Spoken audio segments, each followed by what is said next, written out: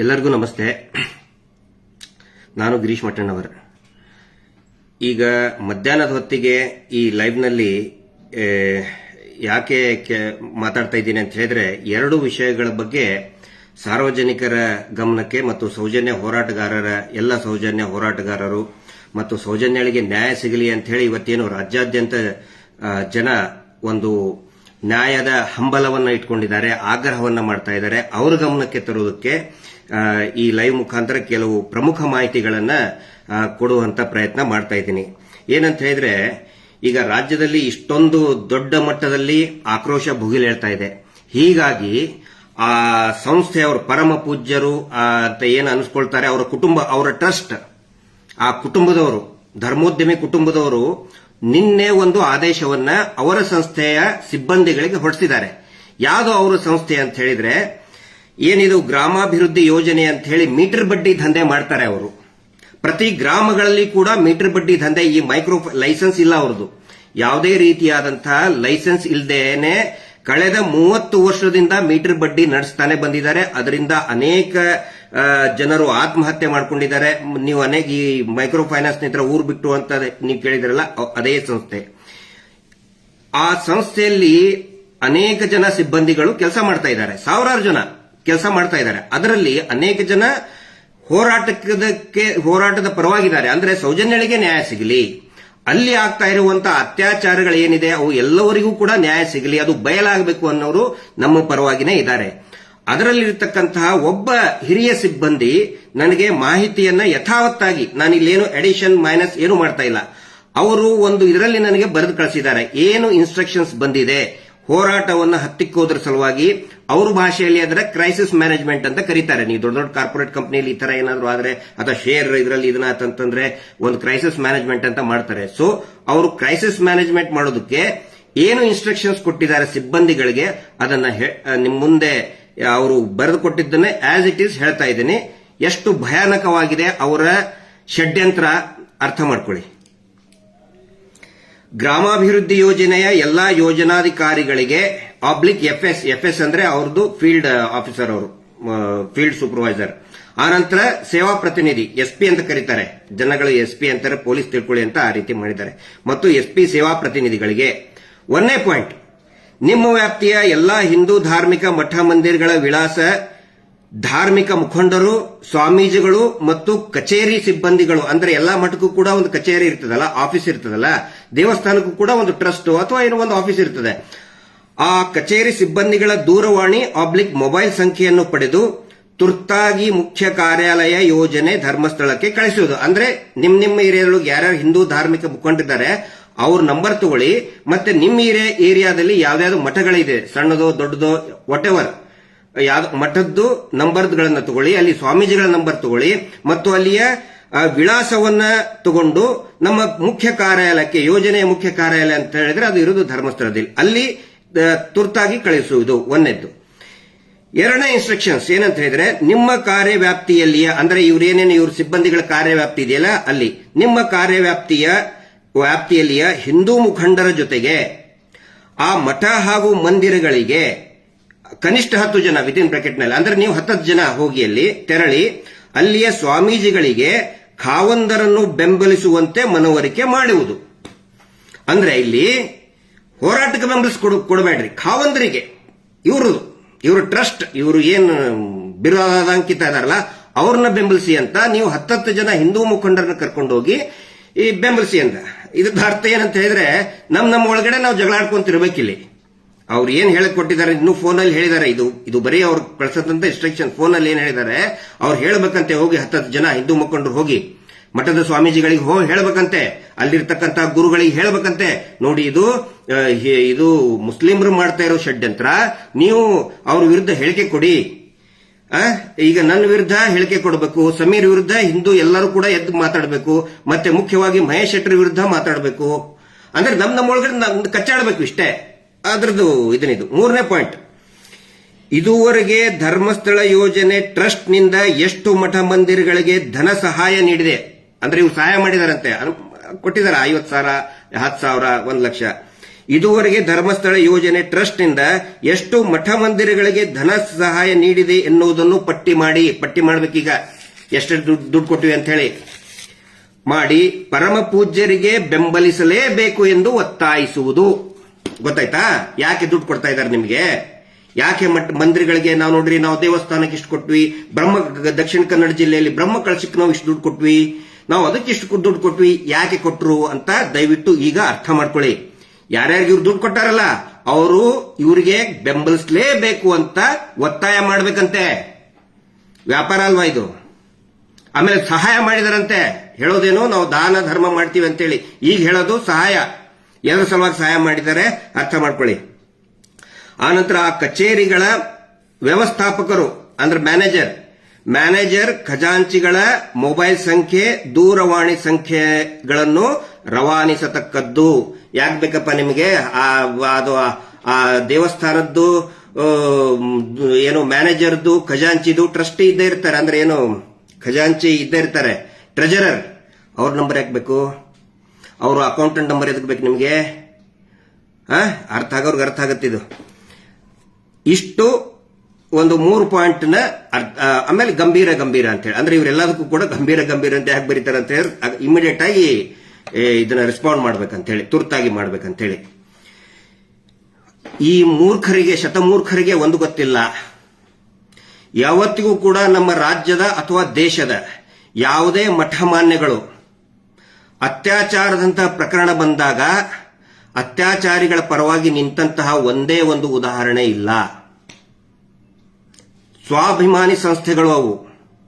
ಇವ್ರು ಹಂಗೆ ಅಲ್ಲಿ ಇರುವಂತಹ ಮಠ ಮಾನ್ಯಗಳು ಎಲ್ಲರೂ ಕೂಡ ಸಾಧಕರಿದ್ದಾರೆ, ಸನ್ಯಾಸಿಗಳಿದ್ದಾರೆ, ಸಂತರಿದ್ದಾರೆ, ತಪಸ್ವಿಗಳಿದ್ದಾರೆ, ವೈಯಕ್ತಿಕ ಜೀವನವನ್ನು ತ್ಯಾಗ ಮಾಡಿದವರಿದ್ದಾರೆ. ಅವ್ರು ಯಾರು ಕೂಡ ಇಂಥ ಆಮಿಷಕ್ಕೆ ಬಗ್ಗುವುದೇ ಇಲ್ಲ ಅನ್ನುವ ಒಂದು ಸತ್ಯ ಈ ಮುಠಾಳ ಧರ್ಮದ ವ್ಯಾಪಾರಿಗಳಿಗೆ, ಮಂಜುನಾಥ ಸ್ವಾಮಿಯ ವ್ಯಾಪಾರಿಗಳಿಗೆ, ಇಷ್ಟು ವರ್ಷ ಮಂಜುನಾಥ ಸ್ವಾಮಿಯನ್ನು ಮುಂದಿಟ್ಕೊಂಡು ವ್ಯಾಪಾರ ಮಾಡ್ತಾನೆ ಬಂದ್ರು. ಮತ್ತೆ ಇದೇ ಧರ್ಮೋದ್ಯಮಿಗಳು, ಇದೇ ರಾಜ್ಯಸಭಾ ಸದಸ್ಯರು ಏನ್ ಹೇಳಿದ್ರು ಅನೇಕ ವರ್ಷಗಳ ಹಿಂದೆ, ಎಲ್ಲಾ ರಾಜಕಾರಣಿಗಳಿಗೆ ಒಂದು ಆಫರ್ ಏನ್ ಕೊಟ್ಟಿದ್ರು ಅಂತ ಹೇಳಿದ್ರೆ, ನೋಡಿ ನೀವು ಮಠದಲ್ಲಿ ಯಾಕೆ ದುಡ್ಡು ಕೊಡ್ತೀರಿ, ಯಾಕೆ ಸ್ವಾಮೀಜಿಗಳಿಗೆ ದುಡ್ಡು ಕೊಡ್ತೀರಿ, ಅದೇ ದುಡ್ಡು ನಮ್ಮಲ್ಲಿ ಈ ಮೀಟರ್ ಬಡ್ಡಿ ದಂಧೆ ಮಾಡ್ತೀವಲ್ಲ, ಈ ನಮ್ದು ಗ್ರಾಮಾಭಿವೃದ್ಧಿ ಯೋಜನೆಯಲ್ಲಿ ಹಾಕಿ ನಿಮಗೆ ಒಂದು 2-5% ಬಡ್ಡಿ ಮೇಲೆ ಕೊಡ್ತೇವೆ ಅಂದಿದ್ದಕ್ಕೆ ಯಾರು ಕೂಡ ಇವತ್ತು ಮಠ ಮಾನ್ಯಗಳಿಗೆ ದುಡ್ಡು ಕೊಡ್ತಾ ಇಲ್ಲ. ಎಲ್ಲರೂ ಕೂಡ ಬಡ್ಡಿ ದಂಧೆ ಮಾಡೋದಕ್ಕೆ ಇವ್ರಿಗೆ ಹಾಕ್ತಾ ಇದ್ದಾರೆ. ಈಗ ಹೇಳ್ತಾ ಇದ್ದಾರೆ ನಮ್ಮ ಸಹಾಯಕ್ಕೆ ಬನ್ನಿ, ಕಾವಂದರಿಗೆ ನಮ್ಗೆ ಏನೋ ಬೆಂಬಲಿಸಿ. ಅಂದ್ರೆ ನಾವೇ ಕಚ್ಚಾಡ್ಬೇಕಿಷ್ಟೇ, ನಾವೇ ಕಚ್ಚಾಡ್ಕೊಂತ ಹೋಗ್ಬೇಕು.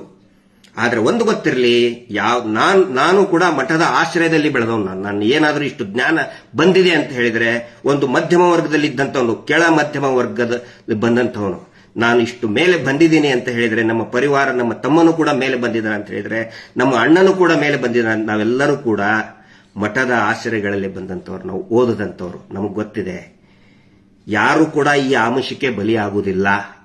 ಈ ಪ್ರಯೋಗವನ್ನ ಈಗ ಯಾರು ಹೊಸಬರಿಗೆ ಈಗ ಸ್ಟಾರ್ಟ್ ಮಾಡ್ತಾರೆ, ಆಲ್ರೆಡಿ ಸ್ಟಾರ್ಟ್ ಮಾಡಿದ್ದಾರೆ ಅವರು. ಬೇರೆ ಮಠ ಸ್ವಾಮೀಜಿಗಳಿಗೆ ಹೋಗೋದು ನೋಡಿ, ಇವ್ರು ಸುಳ್ಳು ಹೇಳ್ತಾ ಇದ್ದಾರೆ, ಹಂಗೆ ಹಿಂಗೆ ಅಂತ ಹೇಳಿ. ಈ ಪ್ರಯೋಗವನ್ನ ಅವರೆಲ್ಲರ ಗಮನಕ್ಕೂ ನಾನು ತರಕ್ಕೆ ಇಚ್ಛೆ ಪಡ್ತೀನಿ. 1.5 ವರ್ಷದ ಹಿಂದೆ ಯಾವಾಗ ಸಂತೋಷ್ ರಾವ್ ಖುಲಾಸೆ ಆದ, ಅಂದ್ರೆ ಆರ್ಡರ್ ಬಂತು ಕೋರ್ಟಿಂದ ಅವನು ಅಪರಾಧಿ ಅಲ್ಲ ಅಂತ, ಅವಾಗಲೂ ಕೂಡ ದೊಡ್ಡ ಮಟ್ಟದ ಹೋರಾಟ ಭುಗಿಲೇಳ್ತದೆ ದಕ್ಷಿಣ ಕನ್ನಡ ಜಿಲ್ಲೆಯಲ್ಲಿ, ಉಡುಪಿಯಲ್ಲಿ ಮಹೇಶ್ ಶೆಟ್ಟಿ ತಿಮ್ಮರೋಡಿ ಅವರ ಒಂದು ನೇತೃತ್ವದಲ್ಲಿ. ಅವಾಗ ಏನ್ ಮಾಡಿದ್ರು, ಇವ್ರು ಯಾರ್ಯಾರಿಗೆ ಬ್ರಹ್ಮ ಕಳಶಕ್ಕೆ, ಯಾವ್ಯಾವ ದೇವಸ್ಥಾನಕ್ಕೆ ಬ್ರಹ್ಮ ಕಳಶಕ್ಕೆ ಅದಕ್ಕೆ ಇದಕ್ಕೆ ದುಡ್ಡು ಕೊಟ್ರಲ್ಲ ಎಲ್ಲರಿಗೂ ಪತ್ರ ಬರೆದ್ರು. ನೀವು ಸೌಜನ್ಯ ಹೋರಾಟಕ್ಕೆ ಮಹೇಶ್ ಶೆಟ್ಟಿ ತಿಮ್ಮರೋಡಿ ಬೆಂಬಲಿಸೋದಕ್ಕೆ ನೀವು ಹೋಗಬಾರದು ಅಂತ ಪತ್ರ ಬರೆದ್ರು. ಆಗ ಅಲ್ಲಿರ್ತಕ್ಕಂಥ ಜನ ತೀರ್ಮಾನ ಮಾಡಿದ್ರು, ಸೌಜನ್ಯ ನಮ್ಮ ಮನೆ ಮಗಳು, ಅತ್ಯಾಚಾರದಂತ ಪ್ರಕರಣ ಇದು, ನಾವು ಮಹೇಶ್ ಶೆಟ್ಟಿ ತಿಮ್ಮರೋಡಿ ಅವ್ರ ಜೊತೆಗೆ ನಿಂತ್ಕೊಳ್ತೇವೆ, ಸೌಜನ್ಯ ನ್ಯಾಯ ನಮ್ಗೆ ಬೇಕಪ್ಪ, ನಮ್ಗೆ ಅವ್ರ ಪರವಾಗಿ ಇವ್ರ ಪರವಾಗಲ್ಲ, ನಮಗೆ ನ್ಯಾಯ ಬೇಕು ಅಂತ ಹೇಳಿ ಯಾರು ಕೂಡ ಈ ಪರಮ ಪೂಜ್ಯ ಬಡ್ಡಿ ಪೂಜ್ಯರನ್ನ ಮೀಟರ್ ಬಡ್ಡಿ ದಂಧೆ ಮಾಡ್ತಕ್ಕಂತಹ, ಲೈಸೆನ್ಸ್ ಇಲ್ಲದೆ ಮೀಟರ್ ಬಡ್ಡಿ ಮಾಡ್ತಕ್ಕಂತಹ ಇವ್ರನ್ನ ಯಾರು ಬೆಂಬಲಿಸಲಿಲ್ಲ. ಅವಾಗೇ ಏಟ್ ಬಿದ್ದಿದೆ ಅವ್ರಿಗೆ, ಅವಾಗೇ ಪಾಠ ಕಲಿಬೇಕಾಗಿತ್ತು.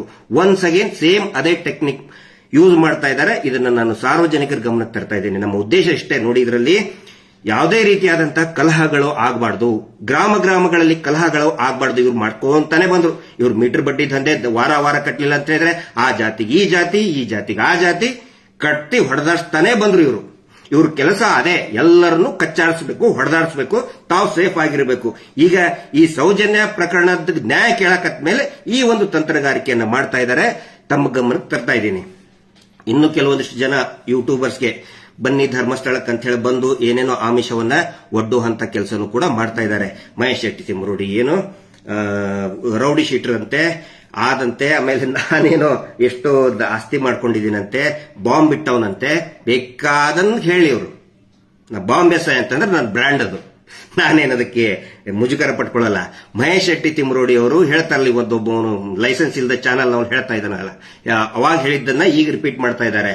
ಎಷ್ಟೋ ದುಡ್ಡು ಬಂತು, 1 ಕೋಟಿ ಎಲ್ಲಿಂತ ಆಸ್ತಿ ಮಾರಿದ್ದಾರೆ ಅವರು. ಹೋರಾಟದ ಸಲುವಾಗಿ ಅವರ ಸ್ವಂತ ಆಸ್ತಿಯನ್ನ ಮಾರಿದ್ದಾರೆ. ಇನ್ನೊಬ್ಬರ ಕಡೆ ಅಂತ ತಗೊಳ್ಳೋದು ದೂರ ಉಳಿತು. ಬರೀ ಸುಳ್ಳು ಅಪಪ್ರಚಾರ ಮಾಡ್ಕೊಂತ ಹೋಗ್ತಾ ಇದ್ದಾರೆ. ಅವರು ಆಸ್ತಿ ಮಾಡಿದ ದುಡ್ಡದು ವೈಟ್ ಅಮೌಂಟ್ ನಲ್ಲೇ ತಗೊಳ್ತಿದ್ದಾರೆ. ಏನಾದ್ರು ಕ್ಯಾಶ್ ಇವ್ರು ಹಂಗೆ ವಾರ ನಗದಿ ತಗೋತಾರಲ್ಲ, ಹಂಗ್ ತಗೊಂಡಿಲ್ಲ ಅವರು.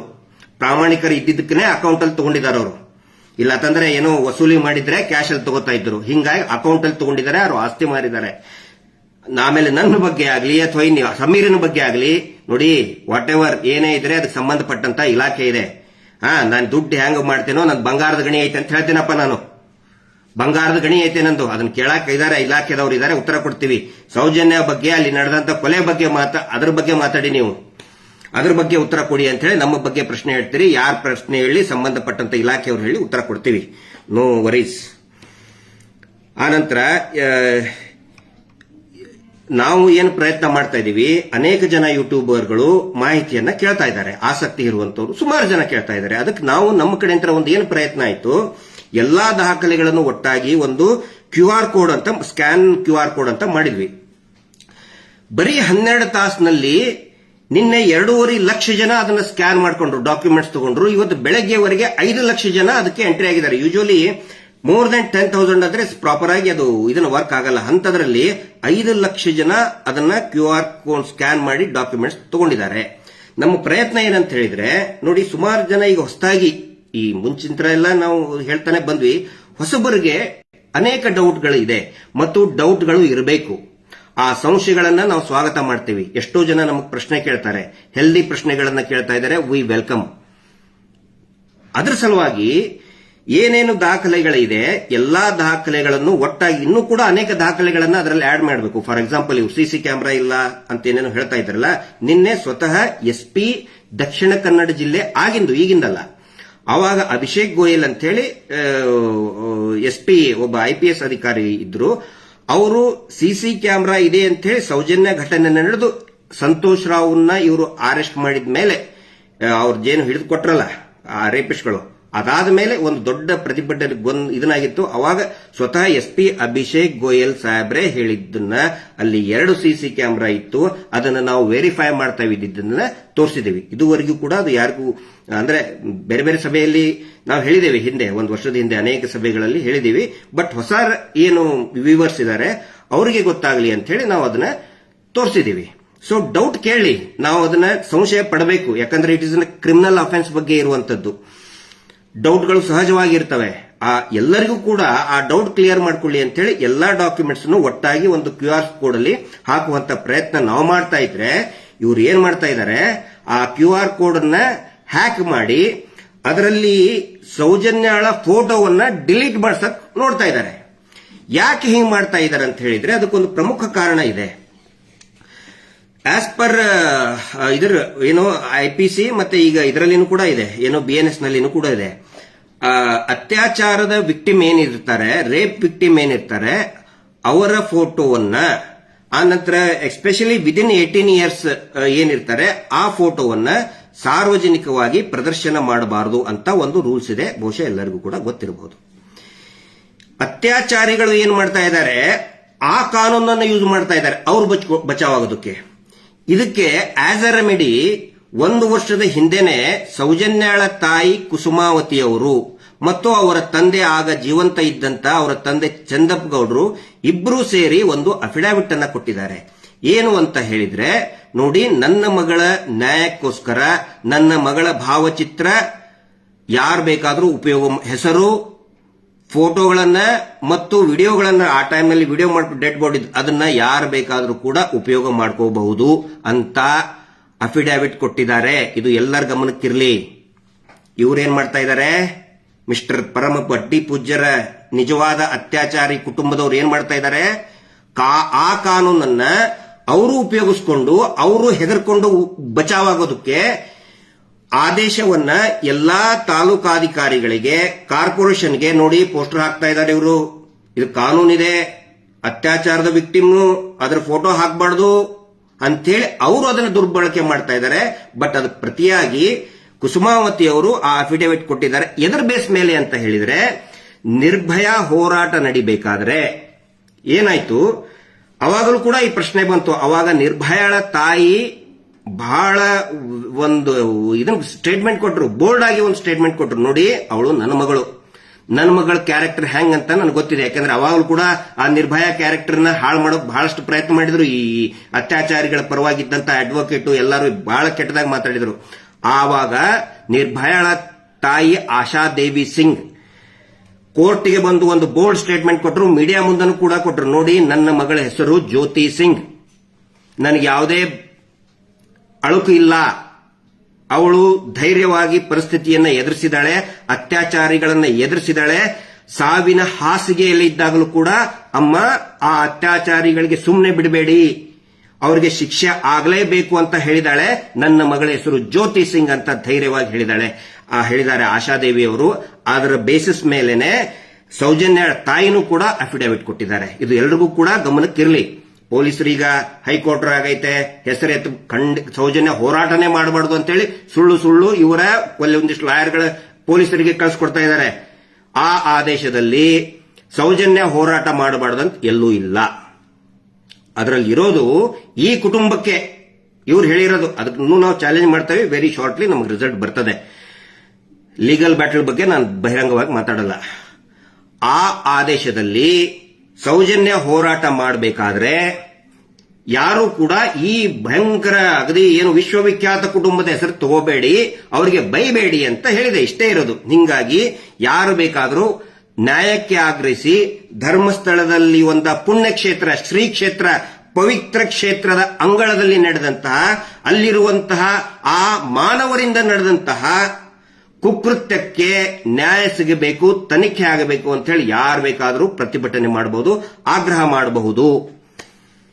ಹೀಗಾಗಿ ನಾನು ವಿನಂತಿ ಮಾಡ್ಕೊಳ್ತೇನೆ ಎಲ್ರಿಗೂ ಕೂಡ. ಇವತ್ತು ಅನೇಕ ಜನ ಯುವಕರು ಸಜೆಷನ್ ಕೊಡ್ತಾ ಇದ್ದಾರೆ. ತುಂಬಾ ಬ್ಯೂಟಿಫುಲ್, ವೆರಿ ಕ್ರಿಯೇಟಿವ್ ಸಜೆಷನ್ ಕೊಡ್ತಾ ಇದ್ದಾರೆ ಯುವಕರು. ಇನ್ಸ್ಟಾಗ್ರಾಮ್ ನಲ್ಲಿ ನಾವು ನೋಡ್ತಾ ಇದ್ದೇವೆ, ಗಮನಿಸ್ತಾ ಇದ್ದೇವೆ.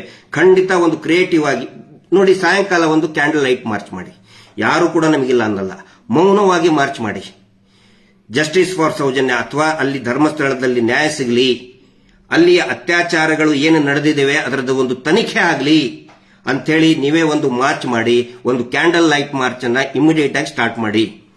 ಇವತ್ತು ಸಾವಿರಾರು ಜನ ನಮಗೇನು ಫೋನ್ ಮಾಡ್ತಾ ಇದ್ದಾರೆ, ಬೆಂಗಳೂರಿನಲ್ಲಿ ಒಂದು ಪ್ರತಿಭಟನೆ ಆಗಲೇಬೇಕು ಅಂತ ಹೇಳಿ. ಅದ್ರ ತಕ್ಕಂಗೆ ಜನನೇ ತೀರ್ಮಾನ ತಗೊಳ್ತಾರೆ. ಜನ ತೀರ್ಮಾನ ತಗೋಬೇಕಾಗತ್ತೆ. ಜನ ಯಾವ ರೀತಿ ಹೇಳ್ತಾರೆ ಆ ರೀತಿ ವ್ಯವಸ್ಥೆಗಳು ಆಗ್ತವೆ. ನಾನು ಕೊನೆಯದಾಗಿ ಇನ್ನೂ ಒಂದು ಹೇಳೋದು, ಈಗ ಯೂಟ್ಯೂಬರ್ಗಳಿಗೆ ನಾನು ವಿನಂತಿ ಮಾಡ್ಕೊಳ್ತಾ ಇದ್ದೇನೆ. ಇಷ್ಟೊಂದು ದೊಡ್ಡ ಮಟ್ಟದಲ್ಲಿ ಆಗಿದೆ, ಸಮೀರ್ಗೆ ದೊಡ್ಡ ಮಟ್ಟದ ಒಂದು ಬೆಂಬಲ ಸಿಕ್ಕಿದೆ ಅಂತ ಹೇಳಿದ್ರೆ that is because of YouTubers. ಆದ್ರೆ ಈಗೇನಾಗುತ್ತೆ, ನನಗೆ ಎಲ್ಲರಿಗೂ ಕೂಡ ನನಗೆ ಅಂದ್ರೆ ಇಂಡಿವಿಜುವಲ್ ಆಗಿ ಅವ್ರವ್ರ ಮನೆ ಹತ್ರ ಹೋಗಿ ಅಥವಾ ಸ್ಟುಡಿಯೋಕ್ಕೆ ಹೋಗಿ ಭೇಟಿ ಆಗೋದಕ್ಕೆ ಆಗ್ತಾ ಇಲ್ಲ. ಸಾಧ್ಯ ಆದಷ್ಟು ನಾನು ಅವ್ರಿಗೆ ಅಟೆಂಡ್ ಮಾಡ್ತಾ ಇದ್ದೀನಿ, ರೀಚ್ ಆಗ್ತಾ ಇದ್ದೀನಿ.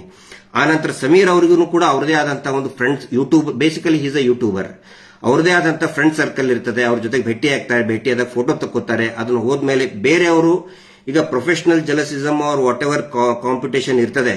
ಹಿಂಗಾಗಿ ನಿಮ್ಮ ಪ್ರೊಫೆಷನಲ್ ಇದನ್ಗೋಸ್ಕರ ಈ ಹೋರಾಟಕ್ಕೆ ಯಾವುದೇ ರೀತಿಯಾದಂತಹ ಧಕ್ಕೆ ಬರಲಾರ್ದಂಗೆ ನೋಡಿ. ಆನಂತರ ಇದು ನನ್ನ ವ್ಯಕ್ತಿಯ ಒಬ್ಬನ ಸುತ್ತಲೂ ಸುತ್ತುದು ಬೇಡ. ಇಲ್ಲಿ Girish Mattannavar is not important. Mahesh Shetty Thimarodi ಅವರು ಒಳ್ಳೆ ಫೌಂಡೇಶನ್ ಹಾಕಿದ್ದಾರೆ, ಮತ್ತೆ ಸಮೀರ್ನಂತಹ ಅನೇಕ ಯೂಟ್ಯೂಬರ್ಗಳು ಮಾತಾಡ್ತಾ ಇದ್ದಾರೆ. ಅವರ್ ಜಾಬ್ ಈಸ್ ಟು ಏನೇನು ಅಲ್ಲಿ ಟೆಕ್ನಿಕಲ್ ಲೂಪ್ ಹೋಲ್ಸ್ ಆಗಿದೆ, ಇನ್ವೆಸ್ಟಿಗೇಷನ್ ಲೂಪ್ ಹೋಲ್ಸ್ ಆಗಿದೆ, ಅದನ್ನಿಷ್ಟೇ. ಹೀಗಾಗಿ ಇದು ನಮ್ಮ ಸುತ್ತಲೂ ಸುತ್ತಬಾರದು, ನ್ಯಾಯಕ್ಕೋಸ್ಕರ ಮಾಡಬೇಕು, ನಮ್ಮ ಹೆಸರೇ ಬರಬೇಕು ಅಂತ ಎಲ್ಲೂ ಇಲ್ಲ. ಖಂಡಿತ ನಮ್ಮ ಆ ಆಸೆ ನಮಗಿಲ್ಲ. ಯಾಕಂದ್ರೆ ಒಬ್ರು ನಮ್ಮ ಸ್ನೇಹಿತರು ಬಂದು ಹೋಮ್ ಟೂರ್ ಮಾಡಿದ್ರು, ಕೆಲವೊಬ್ರು ಆಕ್ಷೇಪ ವ್ಯಕ್ತಪಡಿಸಿದ್ದಾರೆ. ನಾನು ಯಾರಿಗೂ ಕೂಡ ಹೋಮ್ ಟೂರ್ ಮಾಡಿ ಅಂತ ಹೇಳಿಲ್ಲ, ಬಟ್ ಸಡನ್ ಆಗಿ ಕ್ಯಾಮ್ರಾ ತಗೊಂಡು ಬಂದಾಗ ಅವರು ರಿವೀಲ್ ಮಾಡ್ತಾರೆ, ಇಲ್ಲ ನಿಮ್ಮ ಬಗ್ಗೆ ಆಸಕ್ತಿ ಇರ್ತದೆ ಅಂತ ಹೇಳಿ. ಬಟ್ ಪರ್ಸನಲಿ ನನಗೆ ನನ್ನ ವೈಯಕ್ತಿಕ ಜೀವನದ ಏನೋ ಮಾಡಿಬಿಟ್ಟೆ ಅಂತ ಹೇಳೋದಕ್ಕೆ ಖಂಡಿತ ಆಸಕ್ತಿ ಇಲ್ಲ. ಸೀರಿಯಸ್ ಇಶ್ಯೂ ಸೌಜನ್ಯ ಪ್ರಕರಣ, ಅಲ್ಲಿ ನಡೆದಂತ ಹತ್ಯೆ, ಇದು ಸೀರಿಯಸ್ ವಿಷಯ. ಅದರ ಸುತ್ತಲೂ ಕೂಡ ಇದು ಏನೋ ಅದರ ಕುರಿತಾಗಿ ಫೋಕಸ್ ಆಗಿ ಎಲ್ಲರೂ ಕೂಡ ವ್ಯಕ್ತಿಗತವಾಗಿ ಫೋಕಸ್ ಆಗೋದು ಬೇಡ. ಸಮೀರ್ ಅವರು ಕೂಡ ನೋಡಿ, is a very practical person, very humble person. ಅಹಂಕಾರದ ಒಂದೇ ಒಂದು ಇಷ್ಟು ಪ್ರಚಾರ ಸಿಕ್ತು ಅಂತ ಹೇಳಿ ಒಂದೇ ಒಂದು ಕೂದಲೆಷ್ಟು ಅಹಂಕಾರವನ್ನ ನಾನು ಸಮೀರ್ ಅವರಲ್ಲಿಯೂ ನೋಡಿಲ್ಲ, ಆನಂತರ ಮಹೇಶ್ ಶೆಟ್ಟಿ ತಿಮರೋಡಿ ಅವರಲ್ಲಿಯೂ ಕೂಡ ನಾನು ನೋಡಿಲ್ಲ. ಈ ಹೋರಾಟದ ಒಂದು ವಿಶೇಷತೆ ಅಂತ ಹೇಳಿದ್ರೆ ಅಹಂಕಾರಕ್ಕೆ ಇಲ್ಲಿ ಅವಕಾಶ ಇಲ್ಲ. ಯಾರು ಅಹಂಕಾರ ನಾನೇ ನಾನೇ ನಾನೇ ಅಂತ ಹೇಳ್ತಾರೆ, ಅವ್ರಿಗಿಲ್ಲಿ ಅವ್ರು ಆಟೋಮೆಟಿಕ್ ಆಗಿ ಅವರೇ ಹೋಗ್ಬಿಡ್ತಾರೆ. ಸೊ ಇಷ್ಟು ನಾನು ಹೇಳಬೇಕಾಗಿತ್ತು. ಎಲ್ಲರೂ ಕೂಡ ಹೋರಾಟದ ಮೇಲೆ ಫೋಕಸ್ ಮಾಡಿ, ನ್ಯಾಯಕ್ಕೋಸ್ಕರ ಫೋಕಸ್ ಮಾಡಿ, ನಾಟ್ ಆನ್ ನಮ್ಮಂತಹ ಇಂಡಿವಿಜುವಲ್. ನಮ್ಮಂತವ್ರು ಸಾವಿರಾರು ಜನ ಇದ್ದಾರೆ, ನಾನಿಲ್ಲ ಅಂದ್ರೆ ನನ್ನಂತ 1000 ಜನ ಹುಟ್ಟಿಸುವಂತ ಕೆಪಾಸಿಟಿ ಆ ಸೌಜನ್ಯ ಶಕ್ತಿಗಿದೆ, ಮಂಜುನಾಥ ಸ್ವಾಮಿಗಿದೆ. ಸೊ ಎಲ್ಲರೂ ಕೂಡ ಹೋರಾಟದ ಬಗ್ಗೆ, ನ್ಯಾಯದ ಕುರಿತಾಗಿ ಫೋಕಸ್ ಮಾಡಿ ಅಂತ ಹೇಳ್ತಾ, ನಿನ್ನೆ ಒಬ್ರು ಹೇಳಿದ್ರು ನನಗೆ, ಈ ಕಲಿಯುಗದಲ್ಲಿ ದೇವರು ಬರೋದು, ಈ ಒಂದೊಂದು ಯುಗದಲ್ಲಿ ಈಗ ಕೃಷ್ಣನ ಅವತಾರದಲ್ಲಿ ದೇವರು ಪ್ರತ್ಯಕ್ಷ ಆದರಂತೆ, ಆನಂತರ ರಾಮನ ಅವತಾರದಲ್ಲಿ ಪ್ರತ್ಯಕ್ಷರಾದರಂತೆ. ಆದರೆ ಈ ಯುಗದಲ್ಲಿ ದೇವರು ಪ್ರತ್ಯಕ್ಷ ಆಗೋದು ಜನಸಾಮಾನ್ಯರ ರೂಪದಲ್ಲಿ. He comes in the form of a common man. ಈಗ ಜನ ಎದ್ದಾಗಿದೆ.